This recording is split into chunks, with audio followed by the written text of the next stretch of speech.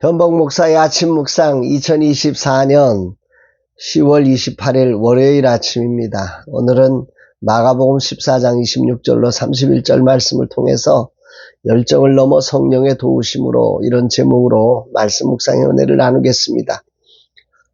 지난 토요일 14주년 감사 예배 후에 이제 새롭게 시작되는 한 주간입니다. 오늘도 작은 교회 신방이 있고 내일 있을 중보기도 세미나와 와디프 개척학교를 준비해야 합니다. 모든 일정에 주님의 특별한 은혜와 평강이 함께하며 인도해 주시기를 기도합니다. 어제 주일 말씀을 전하며 언약을 지키시는 하나님에 대해 고백하면서 라마나의 선교의 14년이 하나님의 언약을 성실하게 지켜주신 인도하심이었다고 고백했습니다.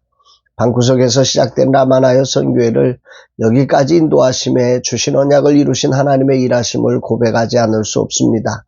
주님 찬양합니다. 예수 인도하셨습니다. 오늘도 이전한 작은 교회를 신방합니다. 어떤 하나님의 인도하심이 있는 교회일까? 궁금함으로 나아갑니다. 이날 주님은 어떤 말씀으로 인도하실까?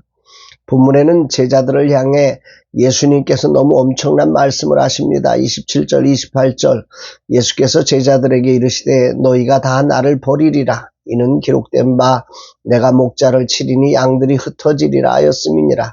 그러나 내가 살아난 후에 너희보다 먼저 갈릴리로 가리라. 예수님은 여기서 스가랴서 13장 7절에 나오는 말씀을 인용하여 그 예언의 성취로 자신의 십자가 죽음을 말씀하시면서 그로 인해 제자들이 잠시 두려움과 혼란으로 흩어질 것이다.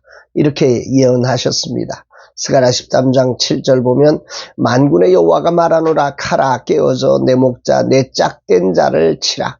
목자를 치면 양이 흩어지려니와 작은 자들 위에는 내가 내 손을 들이우리라. 여기서 이스라엘의 목자인 메시아가 공격받고 쓰러질 때 그의 양떼 그러니까 당신의 백성들 제자들은 흩어질 것이다. 이렇게 암시하고 있죠.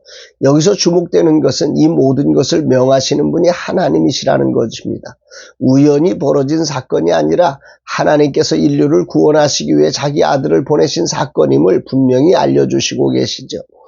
예수님은 자신의 십자가의 죽음이 바로 이 예언의 성취임을 분명히 제자들에게 알려주며 그들의 두려움과 혼란이 있을 것임도 자상하게 가르쳐 주고 있는 것입니다.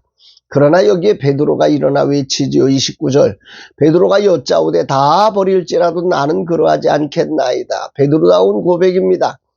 아마 나도 그런 상황이라면 그렇게 말하지 않았을까 싶습니다. 다른 제자들도 같은 심정으로 고백했을 것입니다.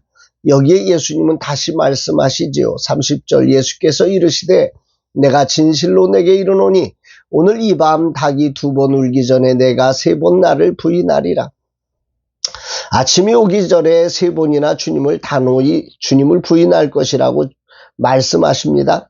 베드로가 얼마나 당황했을까요? 그래서 그는 단호하게 외치지요. 31절 베드로가 힘있게 말하되 내가 주와 함께 죽을지언정 주를 부인하지 않겠나이다 하고 모든 제자도 이와 같이 말하니라. 이때의 베드로의 심정이 잘 드러난 고백입니다. 베드로는 분명 예수님께 대한 깊은 사랑과 충성심을 가지고 있었지요. 그리고 거기에 자신도 있었어요. 정말 그런 용기도 있었고 믿음도 충분하다고 자신은 자신했습니다. 이때 베드로의 고백은 진심이었지만 그러나 앞으로 닥칠 진정한 시련의 깊이와 넓이와 높이를 알지 못하는 상태였기 때문에 예수님에 대한 충성심을 증명하고자 하는 강한 의욕은 보였지만 책임질 수 있는 능력은 베드로에게 없었던 거죠. 베드로와 제자들의 철없는 항변에 예수님은 틀렸어 그거 아니야 더 가르치지 않으십니다. 멈추십니다. 그러면서 주님은 제자들의 연약함을 아시고 그들을 버리지 아니하시고 그들을 다시 찾아주사 멋진 당신의 제자로 세워주셨음을 묵상하게 됩니다. 오늘 아침 베드로의 충성심과 인간적 한계라는 지점을 묵상하게 됩니다. 분명 베드로는 자신의 충성심으로 맹세할 정도로 자신만만했지만 실제로는 자신이 얼마나 연약한 자인지를 알지 못했습니다. 지난날 내 모습을 보는 것 같습니다. 나도 한때는 주님을 위해서라면 내 힘과 열정만으로 모든 일을 해낼 수 있다고 생각했던 적이 있습니다. 그러나 지금은 인간의 연약함과 진정한 헌신이 성령의 도우심 없이 가능하지 않음을 절절히 깨닫고 있습니다. 이 나이 들어서 보니 내 힘으로 할 수 있는 것이 아니었습니다. 되어진 것이 내 힘이 아니었다는 것과 내가 얼마나 연약하고 흔들리는 인생인지를 보게 됩니다. 오늘 부른 찬양의 가사가 생각납니다. 내 인생 여정 끝내어 강 건너 언덕 이를 때 하늘 문 향해 말하리 예수 인도하셨네. 매일 발걸음마다 예수 인도하셨네. 나의 무거운 죄짐을 모두 벗고 하는 말 예수 인도하셨네. 오늘 주님은 내게 무엇을 말씀하시는 것일까? 이제 인생이란 존재의 약함에 대해 어느 정도 인정하는 나이가 되었습니다. 그러기에 내 삶이 하나님의 인도하심이 아니었다면 어떠했을지 생각도 할 수 없습니다. 그래서 내 삶에 행하신 하나님의 은혜가 얼마나 놀라운지를 이해하고 있습니다. 오늘 신방과 중보기도 세미나를 준비하고 와디프게 저학교를 준비하는 날 베드로와 예수님의 모습을 묵상하며 주님의 말씀에 대해 나의 열정으로 넘어서려고 했던 과거 나의 모습을 회개하고 겸손히 이젠 말씀의 청진기에 나를 비추며 주님의 도우심을 구하는 자로 서기를 다짐합니다.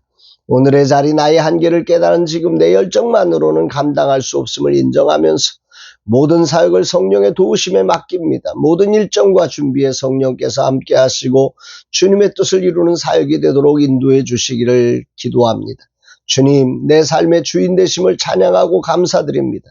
오늘도 주님이 계셔서 힘이 됩니다. 이 하루 나의 주인 되신 주님의 말씀에 나를 교정하며 내 힘으로 주님의 뜻을 이룰 수 없음도 인도하며 없음도 자백하며 보혜사 성령의 도우심을 구합니다. 성령으로 함께하여 나를 기름 부으사 오늘도 주님의 뜻을 이루는 날 되게 하여 주옵소서 고백합니다.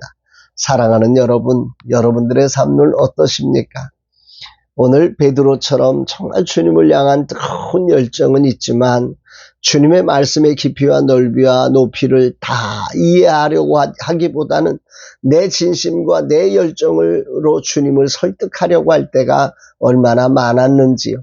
겸손히 주님의 말씀이 맞고 내가 틀릴 수 있음을 자백하면서 주님의 말씀 앞에 겸손히 주님이 보실 때 그러셨나요? 그것이 맞겠지요. 그럼 제가 어떻게 해야 할까요? 이렇게 주님께 다시 한번 물어볼 수 있는 그런 겸손한 믿음의 삶으로 성령 안에서 후반전의 삶을 살아갔으면 참 좋겠습니다. 여러분의 인생에도 이런 은혜가 있기를 주의 이름으로 축복합니다. 사랑합니다, 여러분.